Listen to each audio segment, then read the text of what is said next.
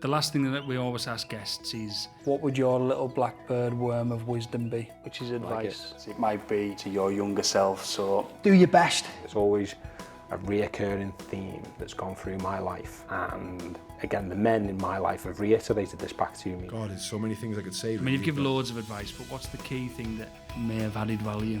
My worm of wisdom relates to a conversation that I had this morning with a fella in the gym. Something that can easily be applied to everybody. It is. A massive thank you to our sponsor NTS, Nuclear Transport Solutions, who are the leading global provider of safe, secure and reliable nuclear transport solutions. We are very grateful for NTS sponsoring this episode of Tackling It Together. The last thing that we always ask guests is for your bit of advice, and we call it your little blackbird worm of wisdom. So what would your little worm of wisdom be to anybody that might be watching or listening to this?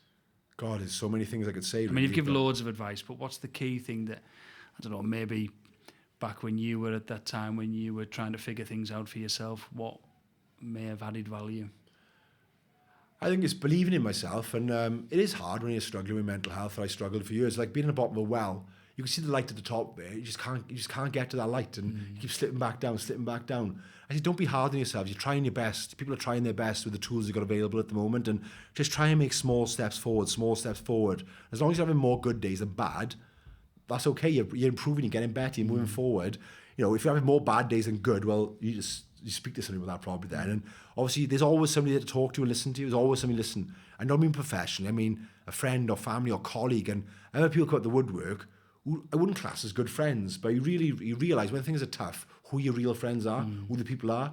So, please talk and open up. It doesn't mean you're a weak person. Nobody's going to judge you. Choose the people you talk to. You've got to speak to somebody you trust and like. You can't just talk to everyone. But make sure you've got people around you can talk to, but make sure you talk. I bottle things up for years. I remember myself really ill. It was dark days, and I wish I'd spoken to somebody sooner. I don't mean professional, I just mean anybody. But I thought I couldn't speak to someone, and it doesn't make you less of a person. So yeah, believe in yourself. Don't be hard. Don't be too hard on yourselves. Try and move forward. But if you are, just speak to somebody. Please talk to anybody, a professional or a friend or colleague in work or something.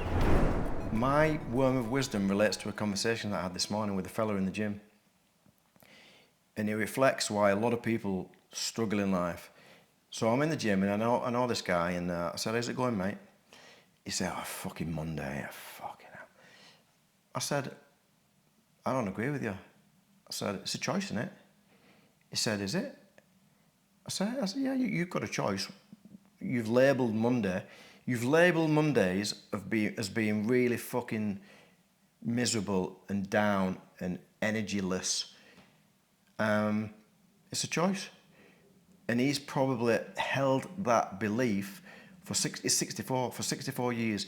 His mum probably said it, his dad probably said it, his grand said it, she probably said it. It goes back in the DNA, in the ancestral cycle. He's just downloaded it.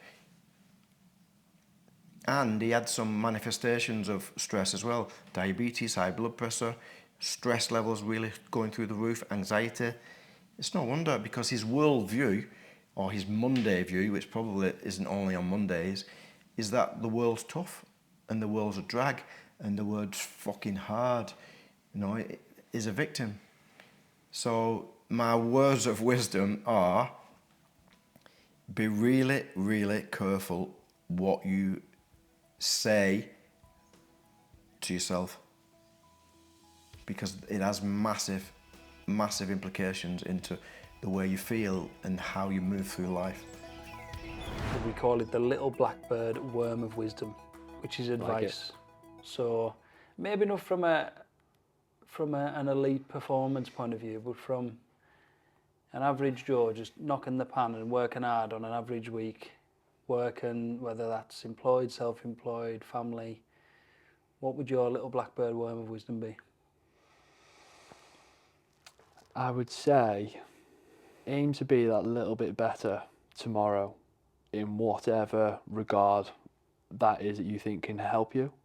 So from a nutritional side, it's like one little tweak can you make to your diet, food or drink, that will benefit you in the long run, and is that a sustainable improvement? And with every athlete that I speak to as well, something that can easily be applied to everybody. It is do the basics consistently well. That's what makes an elite athlete brilliant. They do they tick every box that they need to every day, and there's nothing sexy about it at all. They do the basics. They're elite at doing the basics consistently well, and so yeah. And I hear that a lot, consistency, and just getting back. Even if you've had a ropey weekend, we had a guest on previously, Joe Leigh, that talked about get back to your structure, get back to what you know has worked. Yeah. And I like that. Do something different the next day. Yeah, exactly. And something that a quote that I think I've put on my website or something, but adherence is the key to any successful diet. So if you're trying a new fad, but you can't stick to it for longer than 2 weeks, it's not going to work. Find what you can stick to. The final thing that we ask all guests on this, and I just threw this upon you before we started the conversation, what would your little blackbird worm of wisdom be? And who would it be to? I think we'd almost touched on it during the conversation, but just that awareness that that voice in your head isn't you. You're the one who's listening to it. Brings us towards the final bits of the conversation where I ask every guest for their little blackbird worm of wisdom. It's advice, guidance. It might be to your younger self. So what would your little blackbird worm of wisdom be, Kev? I've been thinking about that because I knew that was going to come. And I think the one I will say, it's okay not to be okay. Just be yourself and just find out what you become.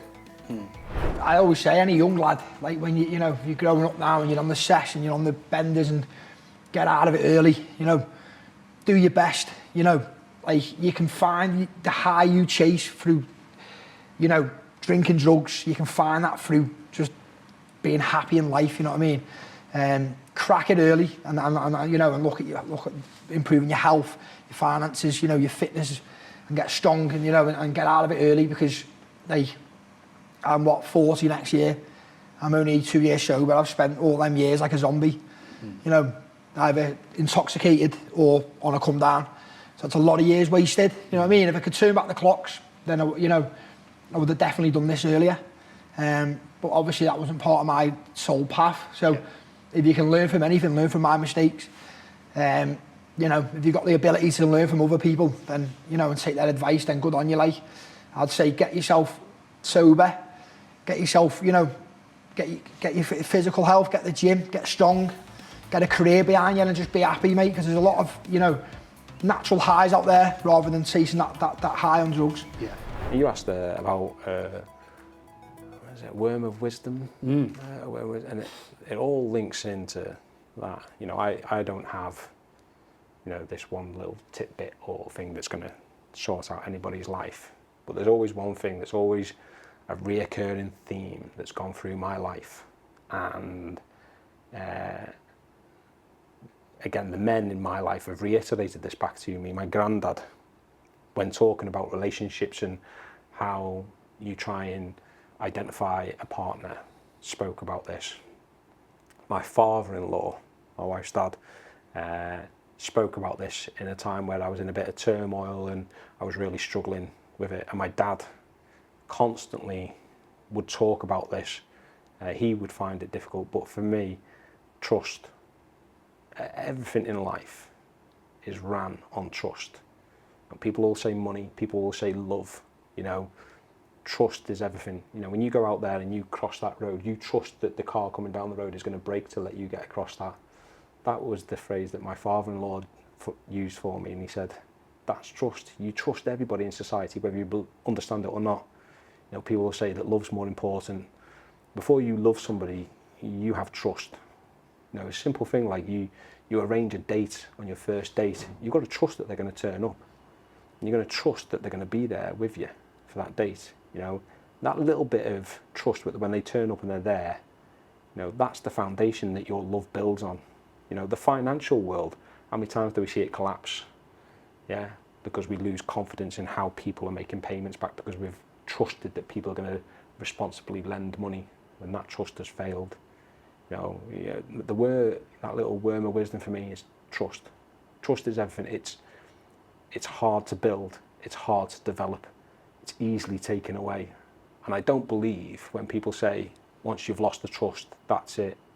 I don't believe that. And I know that because I've lost trust in my relationships. And I've been not a great person at times. And I've worked hard to get that trust and build that trust back. And that is not just an emphasis on the person who's lost that trust. It's on the person who is expected to receive that trust. Yeah. It's got to be a two-way street. You know, you can lose trust with somebody, but you can also, if you want it, you can build that trust back. And often that trust that you build back can be stronger than the initial trust that you had. Because you're tighter. That to me, and it's the same with the construction industry, it's the same around mental health, you know, vulnerability. You know, if I show vulnerability to you, I've got to trust that you're not going to use that against me. And then if you show it to me, you've got to trust likewise that I'm not going to use it against you. And there is that trust. It's what makes the world go round. And that's why trust and vulnerability are so connected. Oh yeah. Because if we've lost it, I've got to be vulnerable and give that back to you to give you that second chance. Or if you don't give the second chance, how do you have an opportunity to put it right? Yeah. Well, what would your little worm of wisdom be, Rosie boy? I'd probably say to myself, be serious, but not too serious. That might be a point that I would make. I think I've always believed in doing the very best job possible, whether as a teacher or coach, but I can be guilty of viewing everything as a campaign and never stopping to enjoy the ride. And this is something that I said to my own daughter last night. I went, hey, you've had a tough day today, a really tough day. But don't forget to enjoy the experience. And whether you're picked or not picked, you're gonna have good days, you're gonna have bad days. But enjoy the ride and always appreciate people. If I think back in my coaching career to people who I think the highest of, who've worked with me, it's all been about the way they've made me feel. And I've worked with some great coaches across the game. And I think back to those who I think the highest of, a guy called Francis Cummins, who made me feel good about me. And because of that, I'd do anything for him. He could correct me, he could tell me when I got something wrong, but somebody who had a genuine interest in me from the beginning and has always supported me. And always look after people is something that I would say to my younger self, keep doing it.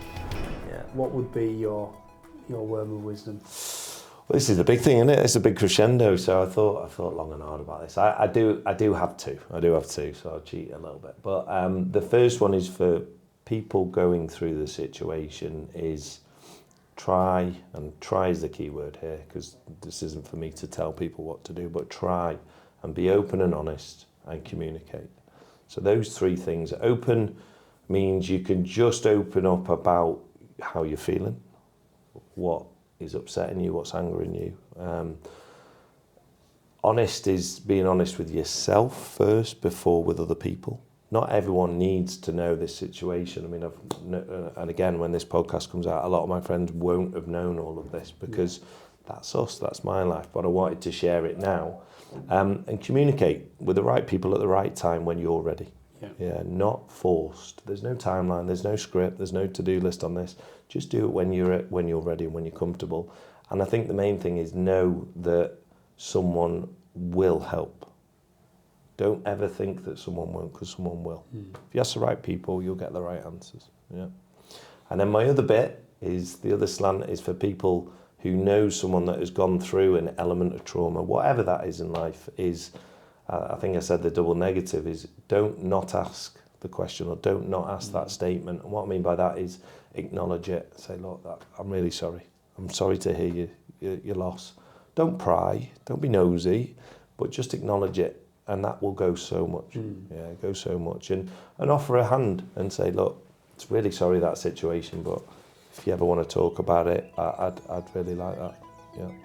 It brings us to the final part of the pod, which we ask all our guests to think about. What is your little blackbird worm of wisdom?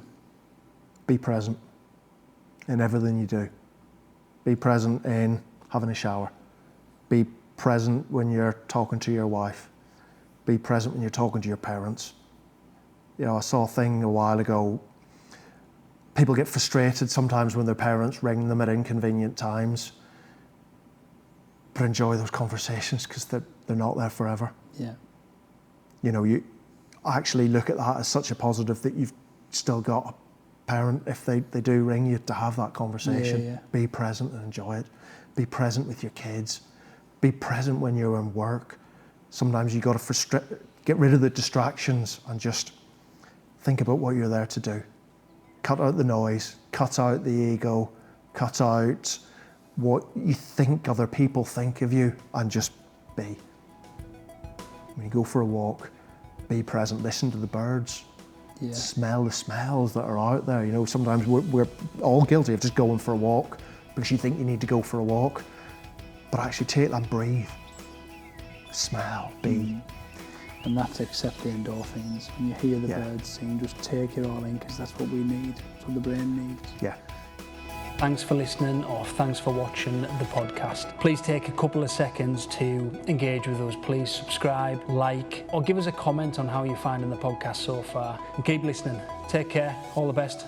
Keep smiling.